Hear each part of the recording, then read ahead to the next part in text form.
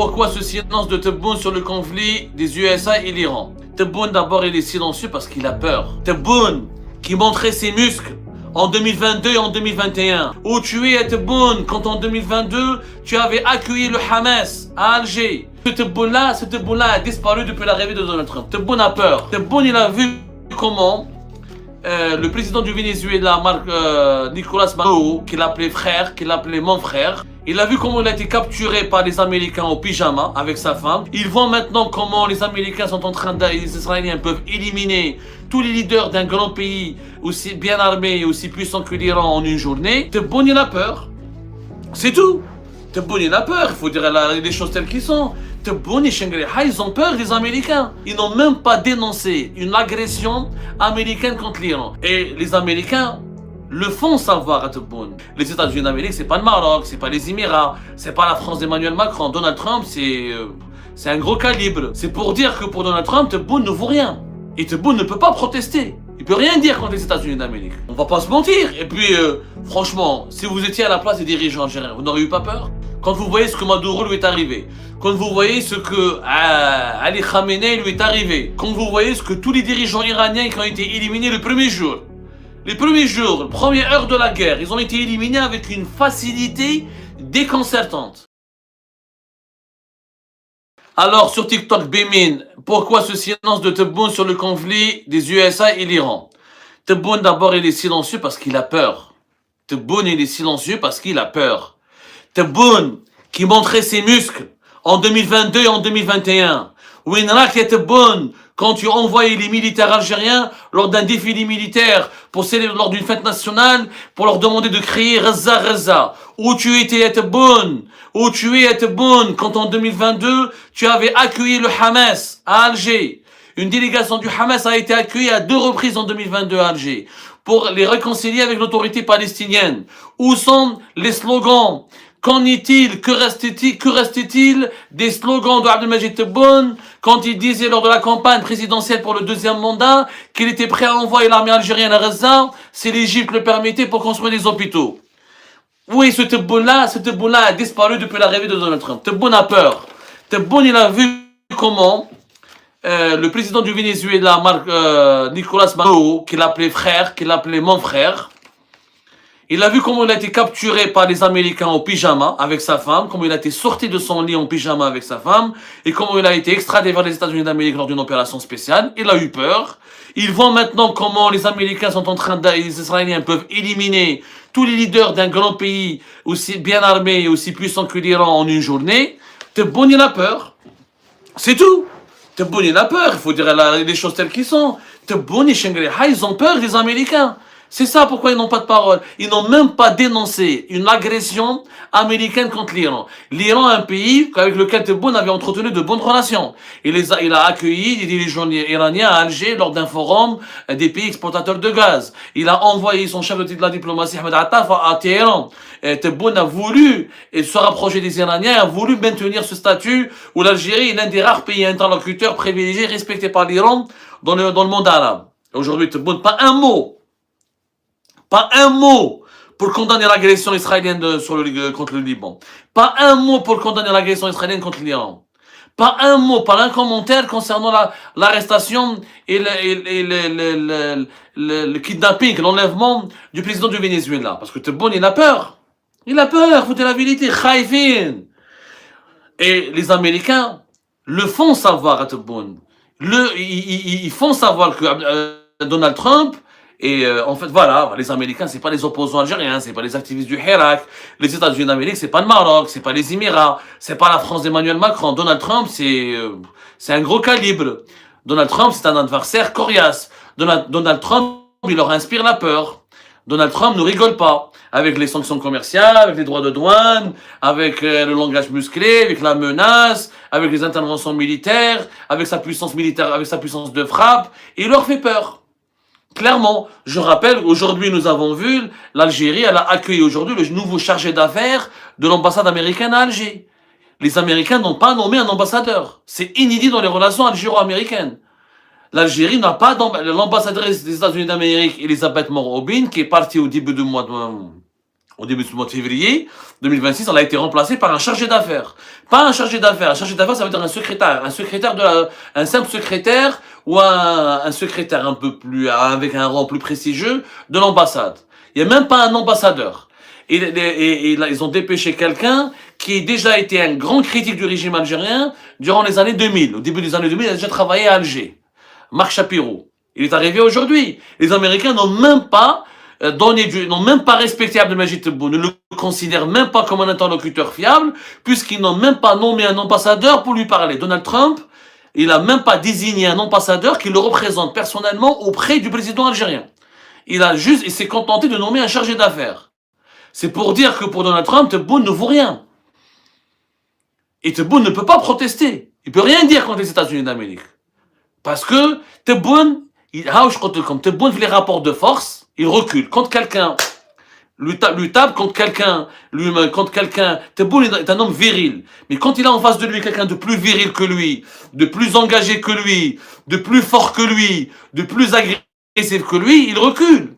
Parce qu'il sait qu'il n'a pas les moyens de sa politique. On va pas se mentir. Et puis, franchement, si vous étiez à la place des dirigeants algériens, vous n'auriez eu pas peur?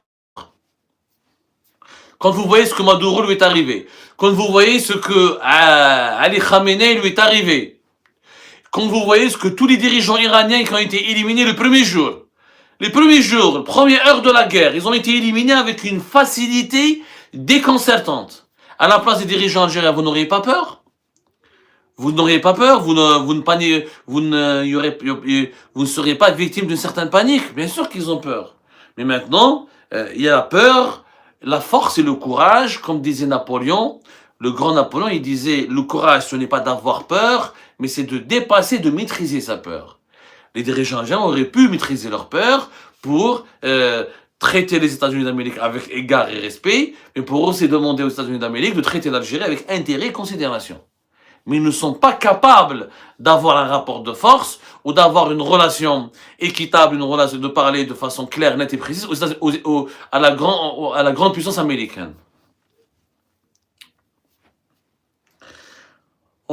J'ai prévu qu'on parle aussi du sel, et je m'attendrai, le sel. Quel état? On vous a fait tout à l'heure une émission sur le sel. Pour moi, c'est une catastrophe. La crise du sel qui dévoile la grande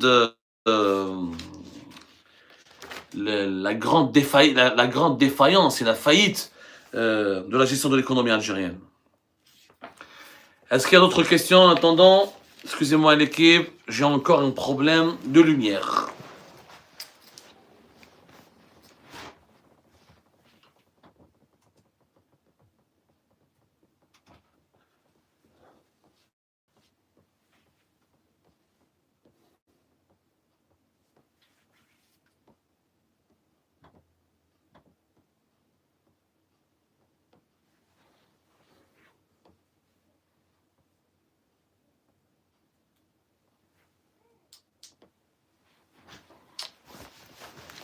Et voilà, et la lumière est de retour. C'est un live dans des conditions très difficiles, très difficiles. Ben Bimin, pourquoi Louisa Hannoun a dénoncé les USA sans peur de Tebboune? Mais Louisa Hannoun n'a pas de fonction officielle au sein de l'État algérien, Bimin. Elle n'a pas de fonction officielle. Elle ne travaille pas pour l'État, elle n'a pas de mandat. Elle n'est pas ministre, elle n'est pas membre du gouvernement, elle n'est pas conseiller de Tebboune, donc elle est libre de sa parole. Au contraire, ça arrange Tebboune que Louisa Hannoun attaque les États-Unis d'Amérique. Louisa Hannoun, elle dit ce que Tebboune ne dit pas. Ce que Tebboune n'arrive pas à dire. Tebboune ne peut pas dire ce que Louisa Hannoun dit, même s'il le pense. Même s'il le pense. Mais elle ne peut pas le dire. Il ne peut pas le dire, lui, parce que lui, il aura... Rappelez-vous de l'ancien ambassadeur d'Algérie en Syrie, à Damas, quand il a traité Donald Trump de cow-boy, de fou, etc. Ça s'est retourné contre lui rapidement, puisque la diplomatie algérienne et les affaires étrangères l'ont limogé, l'ont relevé de ses fonctions très rapidement. Parce que lui, c'est un ambassadeur. C'est un représentant légal et officiel de l'État algérien. C'est pas le cas de Louisa Hannoun. Si un ministre algérien ou un ambassadeur ou un diplomate ou un représentant, un titulaire d'un mandat, un représentant légal et officiel de l'État algérien aurait parlé comme ça, vous allez voir comment il va risquer, comment il va être sanctionné, dégradé, limogé et remplacé. Louisa Hannoun a un parti. Louisa Hannoun, qu'est-ce qu'elle représente, Louisa Hannoun? Elle représente le passé. Un petit parti microscopique. Moi, j'ai beaucoup d'esprit pour elle, Louisa. Moi, je l'apprécie beaucoup, mais il faut dire la vérité. Louisa ne représente pas beaucoup de monde. Elle peut, même pas 1% des Algériens, les Algériens elle ne fédère même pas 1% des Algériens, les Algériens. Elle amuse la galerie. Elle dit ce que les dirigeants algériens ne peuvent pas dire. Elle essaie elle-même de contrebalancer ce silence complice, ces compromissions de l'État algérien avec les États-Unis d'Amérique, en disant voilà, il y a un courant anti-américain, il y a un courant anti-impérialiste, il y a un courant anti-impérialiste, anti-américain, anti-sioniste en Algérie qui est toujours actif, qui est toujours dynamique et qui peut s'exprimer. C'est tout. Elle amuse la galerie. Allez, je m'arrête YouTube. Est-ce qu'il y a une question sur YouTube qu'on pourrait prendre avant de parler de la crise du sel? Allez, YouTube.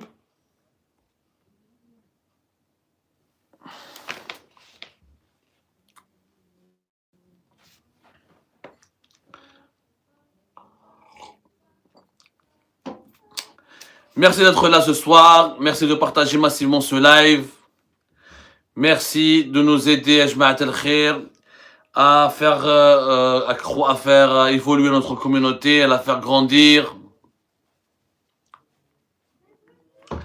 Babelouet, qui tu verrais comme président en Algérie? En ce moment, à l'RDL, je dirais. Pour moi, à l'RDL pourrait être le bon compromis.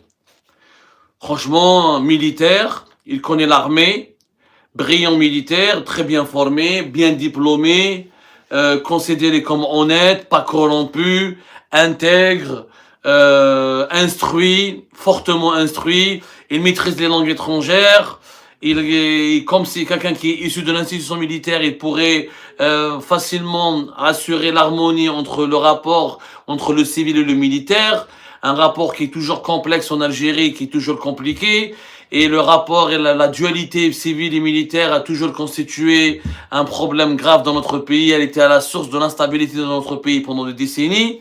Moi, je dirais Ali Rdély pourrait pour moi être le bon président pour une transition. Je ne connais pas ses idées sur le plan économique, je ne connais pas ses idées. Il paraît respectueux des libertés publiques et individuelles, mais est-ce qu'il est sincère dans cette volonté-là de vouloir instaurer la démocratie en Algérie? Il faut le tester. Mais je pense que pour un mandat de transition, Ali Rdély fera l'affaire.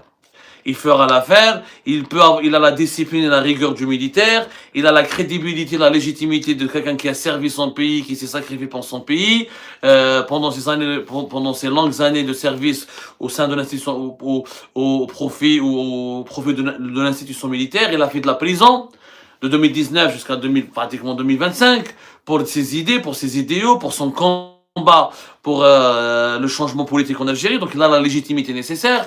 Et je pense qu'à l'RDL, il peut fédérer autour de lui un grand nombre d'Algériens et d'Algériens pour aller vers un changement réel, pour aller vers un changement efficace, pour aller vers en tout cas une transition vers un changement réel.